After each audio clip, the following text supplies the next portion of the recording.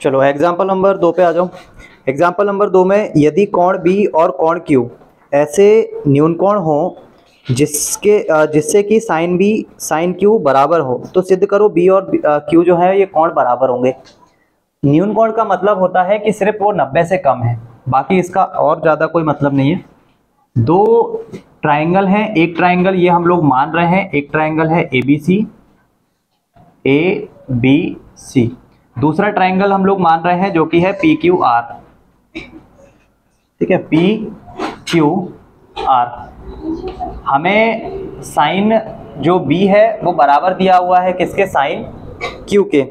ठीक है, इस क्वेश्चन में हमें जो प्रूफ करना है वो प्रूफ करना है एंगल बी को किसके इक्वल, एंगल क्यू के इक्वल प्रूफ करना है। ठीक, हल एग्जाम्पल नंबर है 2। और जो चीज़ हमें दी हुई है, हमें दिया हुआ है साइन बी का मान किसके बराबर दिया हुआ है, साइन क्यू के बराबर, ये हमें क्वेश्चन में दिया है। ठीक, साइन बी का मतलब क्या होता है, कल मैंने तुम लोगों को बता रखा है। साइन को हम लोग किसके बराबर करते हैं, साइन को किसके बराबर करते हैं, लंब बटे कर्ण के, है ना। तो यहां से मैंने एक चीज और बताई थी, एंगल के सामने वाली भुजा क्या होती है, लंब भुजा। ठीक है, तो ये हो जाएगा AC और अपॉन में कौन आ जाएगा उसके, कर्ण। कर्ण क्या है इसका, AB। Equation number 1। अगर साइन क्यू के लिए लिखोगे तो साइन क्यू के लिए क्या लिखोगे, वापिस से यही लंब बटे कर्ण ही होगा वो भी। तो इसमें लंब का वैल्यू P से R और कर्ण का वैल्यू PQ। Equation number 2। समीकरण 1 और 2 से, समीकरण 1 व 2 से, समीकरण 1 व 2 से हमें क्या मिल रहा है कि साइन B बराबर है किसके, साइन Q के। तो फिर ये भी दोनों बराबर होंगे, तो AC अपॉन AB बराबर होगा PR अपॉन PQ। ठीक है, इक्वेशन नंबर 3। और इनको हम लोग मान ले रहे हैं एक कांस्टेंट के इक्वल। AC अपॉन AB आएगा, PR अपॉन PQ आएगा। इस PR को इस AC के अपॉन में लेकर आ जाते हैं, क्योंकि AC वाली भुजा, हम लोग जब समरूप त्रिभुज पढ़ रहे थे तो समरूप त्रिभुज में हम क्या करते हैं कि ये वाले त्रिभुज की अगर ये वाली भुजा लेते हैं तो उसके अपॉन में ये वाले त्रिभुज की ये वाली भुजा, वो हमारे पास ये है PR।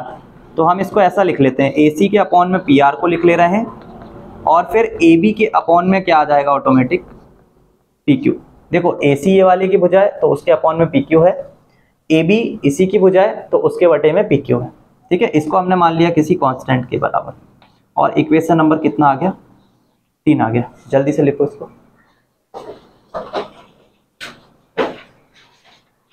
एक कांस्टेंट के इक्वल कर लिया है इन दोनों अनुपात को, है ना। इन दोनों अनुपात को हमने क्या कर लिया है, एक कांस्टेंट के इक्वल कर लिया है। अब हम लोग क्या करेंगे, पाइथागोरस प्रमेय अगर लगाते हो, है ना, इस क्वेश्चन में त्रिभुज ABC में, त्रिभुज ABC में पाइथागोरस प्रमेय से, पाइथागोरस प्रमेय से क्या मिलेगा कि AB का स्क्वायर बराबर होता है, AB का स्क्वायर बराबर होता है लंब भुजा का वर्ग और आधार भुजा का वर्ग। हम क्या कर रहे हैं, हम यहाँ से आधार का वैल्यू निकालेंगे, क्योंकि हमने किसको इक्वल कर लिया, कर्ण को, लंब को इक्वल कर लिया, आधार उसके बाद कर्ण को इक्वल कर लिया। अब बच क्या रहा है हमारा, आधार को इक्वल करना। तो हम आधार की वैल्यू यहाँ से निकाल लेते हैं। तो BC का मान क्या आएगा, BC का स्क्वायर बराबर होगा AB का स्क्वायर माइनस ऑफ AC का स्क्वायर। ठीक, BC का वैल्यू निकालोगे तो वो आ जाएगा अंडर रूट के अंदर क्या, AB का स्क्वायर माइनस AC का स्क्वायर।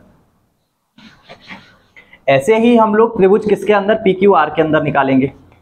तो त्रिभुज PQR में जब हम लोग पाइथागोरस थ्योरम यूज करेंगे तो वहां भी कर्ण का स्क्वायर, कर्ण मींस PQ का स्क्वायर बराबर हो जाएगा PR का स्क्वायर और RQ का स्क्वायर। हमें आर क्यू का मान चाहिए क्योंकि बाकी तो सब चीज हम बराबर कर चुके हैं, आधार को और बराबर करना है। तो आर क्यू का स्क्वायर बराबर होगा पी क्यू का स्क्वायर माइनस पी आर का स्क्वायर। इसका पी क्यू का आर क्यू का वैल्यू निकालेंगे तो वो आ जाएगा अंडर रूट के अंदर पी क्यू का स्क्वायर माइनस पी आर का स्क्वायर। ठीक, अब इन दोनों को हम लोग अनुपात में ले लेंगे, किस किस को, बी सी को और आर क्यू को, क्योंकि दो अनुपात तो हम लोग लिख चुके हैं ना ऑलरेडी, किस किस को, ए सी के अपॉन में लिख चुके हैं पी आर को, और ए बी के अपॉन में लिख चुके हैं किसको, पी क्यू को। बस अगर ये और प्रूफ हो जाए बी सी के अपॉन में क्या, आर क्यू या क्यू आर, तो हमारा क्वेश्चन कंप्लीट हो जाएगा। तो अब हम लोग क्या करेंगे कि बी सी के अपॉन में किसको लिखेंगे, आर क्यू को। जल्दी से इसको लिखो पहले,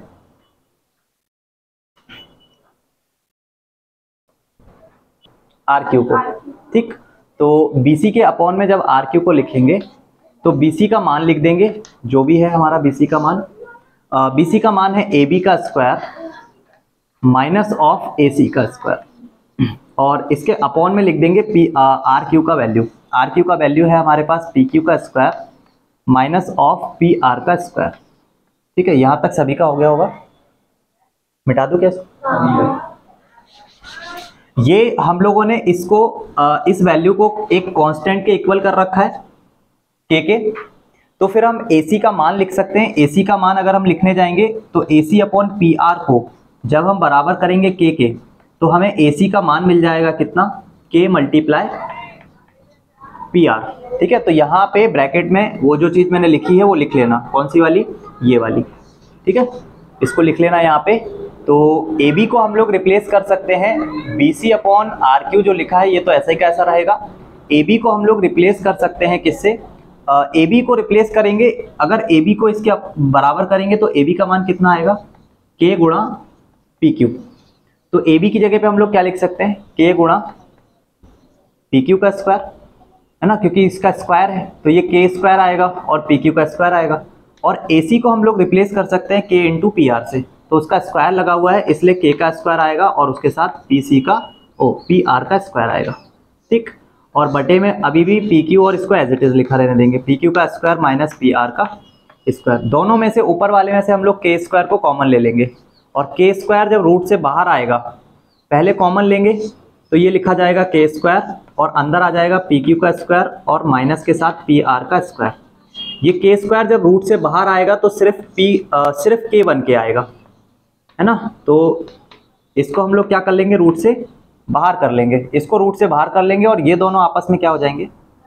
तो B C upon R Q का जो अनुपात आ रहा है ना वो किसके बराबर आ रहा है, और हमने जो इक्वेशन नंबर 3 में माना है A C upon P R A B upon P Q, वो भी किसके इक्वल है, क्यू के इक्वल है। तो इक्वेशन नंबर 3 और इक्वेशन नंबर 4, है ना, तो यहाँ पे लिख देंगे समीकरण नंबर 3/4 से, समीकरण नंबर 3/4 से A B A C upon P R बराबर आ जाएगा A B upon P Q बराबर आ जाएगा B C upon R Q.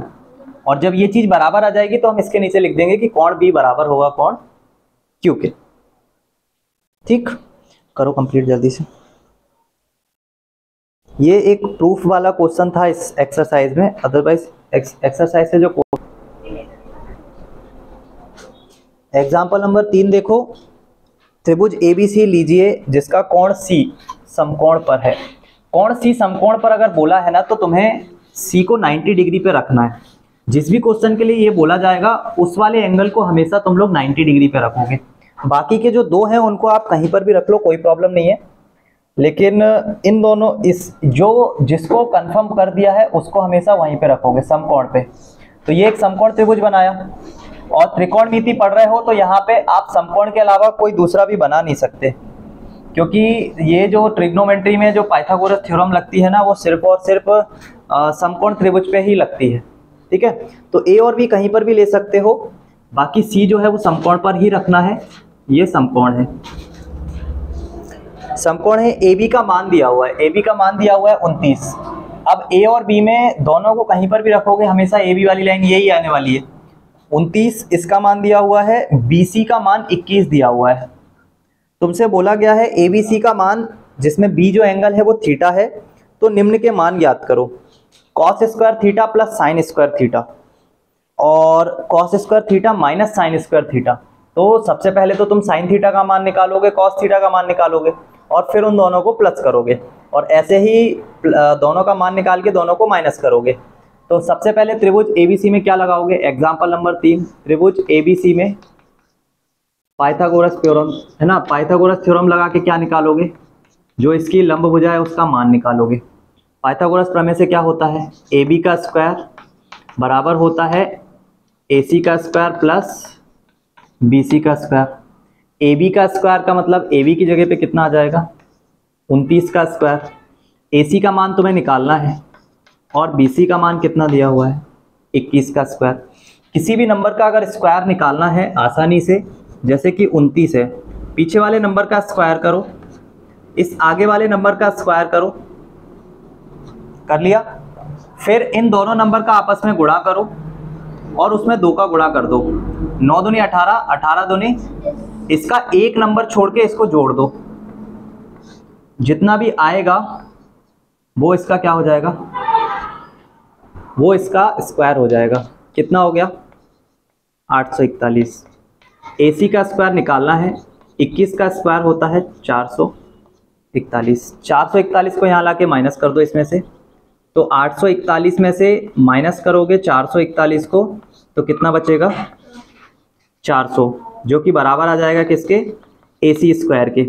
AC का मान निकालोगे तो 400 किसका स्क्वायर रूट होता है, किसका स्क्वायर 400 होता है, 20 का। तो AC का मान कितना आ गया, 20। A से लेकर C का जो मान आ गया वो कितना आ गया, 20 आ गया। अब तुमने निकालना है साइन थीटा। साइन थीटा बराबर होता है लंब बटे कर्ण, ठीक है। और थीटा चूंकि यहीं पे है तो थीटा के सामने वाली भुजा ही लंब भुजा होगी, है ना। तो कितना आ जाएगा, 20/29। फिर ऐसे ही कॉस थीटा का मान निकालोगे, जल्दी से लिख लो इसको।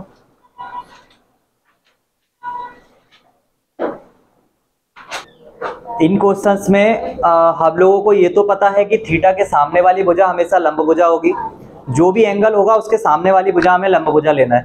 तो अब ये जो चीज मैंने लिखी है ना, ये हम लोग क्वेश्चन में सिर्फ याद रखेंगे और इसकी जगह पे हमेशा हम लोग इनकी वैल्यू लिखेंगे। तो हमेशा अब हम लोग इसके आगे जब करेंगे ना तो इस तरीके से लिखा करेंगे, AC/AB, ठीक है। तो अब से हम लोग सारे क्वेश्चंस के लिए ये लिखा करेंगे, इसको तुम लोग मन में याद रखोगे, ठीक। ये लिख लिया ये वाला और इसको मिटा दो, है ना। कॉस के लिए बताओ क्या होगा, ये कॉस थीटा के लिए क्या होगा, आधार बटे कर्ण ना।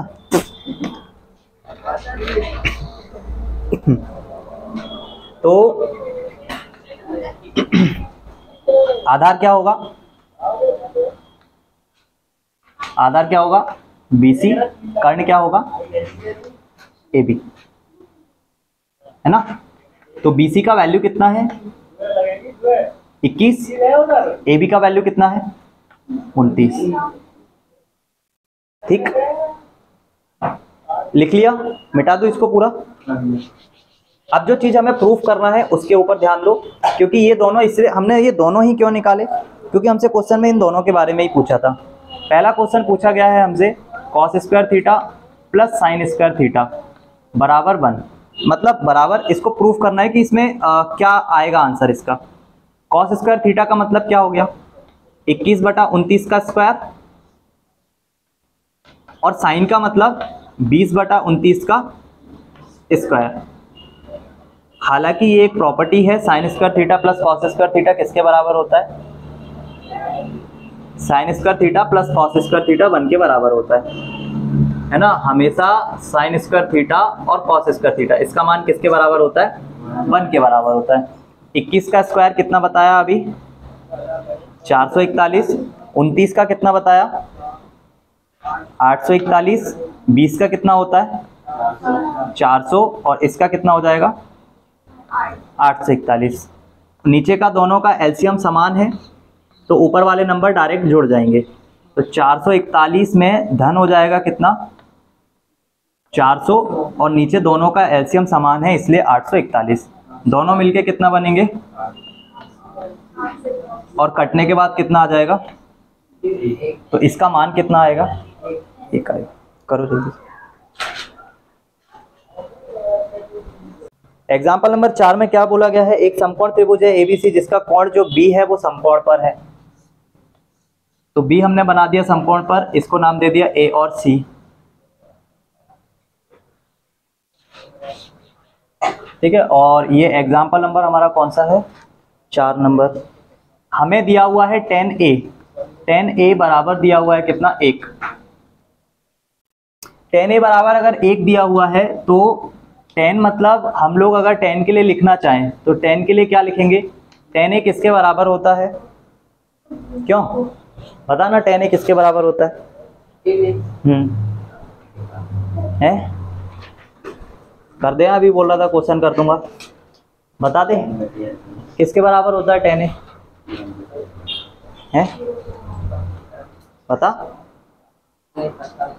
ले। तो वो मैंने इतना बड़ा वो ऐसे लाल बटे का क्या क्यों लिखवाया था, अब इतना भी नहीं पढ़ते बन रहा क्या तेरे को है।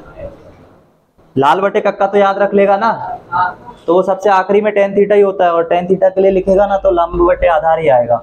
लंब इसमें कितना माना जाएगा, अब इसमें याद रखना ये एंगल ए के सापेक्ष चल रहे हैं हम लोग, तो एंगल ए के सापेक्ष इसकी लंब भुजा कौन सी हो जाएगी,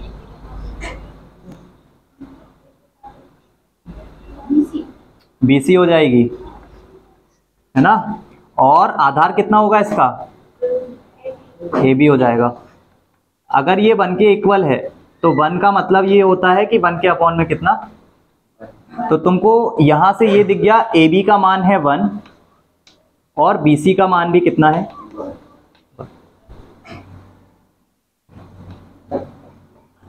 तो AC का मान कितना होगा, त्रिभुज ABC में पाइथागोरस प्रमेय से, इसमें तुम लोगों से जो चीज प्रूफ करने के लिए बोली गई है वो बोला गया है 2 sin A into cos A को बराबर प्रूफ करना है 1 के। तो इसके लिए तुमको जरूरत पड़ेगी साइन और कॉस के मान की, है ना। इसको अगर प्रूफ करना है तो किसकी जरूरत पड़ेगी, साइन ए और कॉस ए के मान की। तो वो कहाँ से मिलेंगे, जब तुम लोगों को कर्ण का वैल्यू पता लगेगा, क्योंकि साइन और कॉस में हमेशा हम लोगों के पास कर्ण आता है। तो सबसे पहले उस कर्ण की वैल्यू निकालना पड़ेगा। तो पाइथागोरस थ्योरम क्या कहती है, कर्ण का स्क्वायर बराबर लंब का स्क्वायर और आधार का स्क्वायर। दोनों के मान रख दोगे, BC का मान 1 का स्क्वायर, AB का मान 1 का स्क्वायर और ये AC के बराबर होगा। ये मिलके दोनों 2 बनेंगे और AC का स्क्वायर जब हम हटाएंगे तो यहाँ पे 2 के ऊपर क्या लग जाएगा, कर्ण लग जाएगा। तो यहाँ पे AC का मान हमारे पास कितना आ गया, 2 आ गया।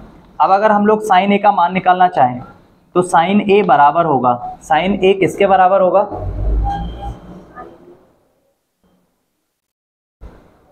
साइन A किसके बराबर होगा, है इसके बराबर। वो क्या बोल रही, कॉट के बराबर होगा।